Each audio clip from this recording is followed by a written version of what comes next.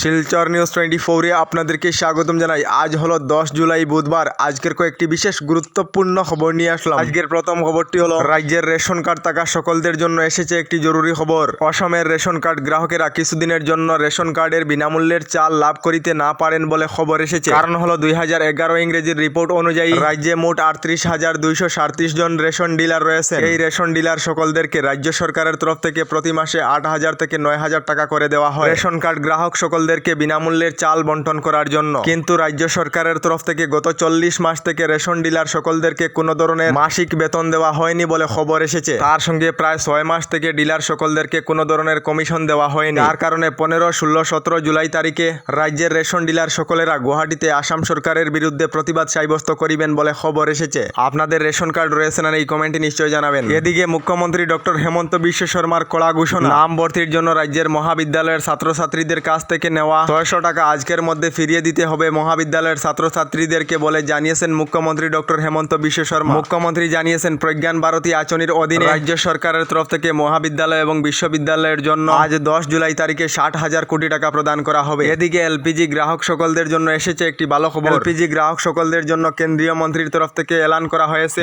দেশ জুড়ে এলপিজি গ্রাহক সকলদের জন্য ই-কেওয়াইসি লাগু করা হবে। এলপিজি গ্রাহক সকলদের জন্য ই-কেওয়াইসির কারণ হলো দেশ জুড়ে ভুয়ো এলপিজি গ্যাস গ্রাহকদেরকে ছাঁটাই করা হবে। এদিকে রাজ্যের মুখ্যমন্ত্রী ডক্টর হেমন্ত বিশ্ব শর্মা ফেসবুক লাইভ যুগে জানিয়েছেন রাজ্যের যে সকল জেলাতে বন্যার ভয়াবহ পরিস্থিতির কারণে যে সকল লোকেদের ক্ষতিগ্রস্ত হয়েছে এই সকল লোকেদেরকে 15 আগস্টের আগে বন্যা সাহায্য প্রদান করা হবে, যার জন্য রাজ্যের এমএলএ মন্ত্রী সকলদেরকে দায়িত্ব দিয়েছেন মুখ্যমন্ত্রী ডক্টর হেমন্ত বিশ্ব শর্মা। এদিকে এবারের রাজ্যের বিভিন্ন জেলায় এবারের ভয়াবহ বন্যার ফলে প্রতিদিনই লোকেদের মৃত্যুর সংখ্যা বৃদ্ধি পেয়েছে। রিপোর্ট অনুযায়ী আজ পর্যন্ত এবারের ভয়াবহ বন্যার ফলে রাজ্যের মোট 79 জন লোকেদের মৃত্যু হয়েছে। আপনাদের এলাকাতে বন্যার পরিস্থিতি কেমন ছিল কমেন্টে নিশ্চয়ই জানাবেন। এদিকে রাজ্যের মহিলা সকলদের জন্য এসেছে একটি ভালো খবর। যে সকল মহিলারা অরুণোদয় আঁচনির তালিকায় অন্তর্ভুক্ত রয়েছেন এই সকল মহিলাদেরকে আজ 10 জুলাই তারিখে প্রতি মাসের মতো মহিলাদের ব্যাংক অ্যাকাউন্টে 1250 টাকা করে দেওয়া হবে রাজ্য সরকার থেকে। তার সঙ্গে বৃদ্ধা পেনশন, বিধবা পেনশন এবং দিব্যাঙ্গ পেনশনের টাকা দেওয়া হবে। এদিকে খুবই শীঘ্রই রাজ্যে আবার নতুন করে অরুণোদয় 3.0 আবেদন প্রক্রিয়া আরম্ভ হবে বলে জানিয়েছেন মুখ্যমন্ত্রী। আপনাদের অরুণোদয় রয়েছে না এই কমেন্টে নিশ্চয়ই জানাবেন। এদিকে এখনো পর্যন্ত যে সকল লোকেরা প্রধানমন্ত্রী আবাস যোজনার ঘর অর্থাৎ সরকারি ঘর লাভ করেননি তারা শীঘ্রই সরকারি ঘর লাভ করিবেন। সঙ্গে বিনামূল্যের শৌচালয় এবং বিদ্যুতের কানেকশন, তার সঙ্গে এলপিজি গ্যাস কানেকশন খুবই শীঘ্রই লাভ করিবেন। যে সকল লোকেদের এখনো পর্যন্ত সরকারি ঘরের তালিকায় নাম নেই তারা অনলাইনের মাধ্যমে সরকারি ঘরের জন্য আবেদন করিতে পারিবেন। কারণ হলো খুবই শীঘ্রই কেন্দ্রীয় সরকারের তরফ থেকে দেশের দরিদ্র এবং মধ্যবিত্ত লোকেদেরকে প্রধানমন্ত্রী আবাস যোজনার অধীনে 3 কোটি সরকারি ঘর প্রদান করা হবে। আপনারা সরকারি ঘর লাভ করেছেন না কমেন্ট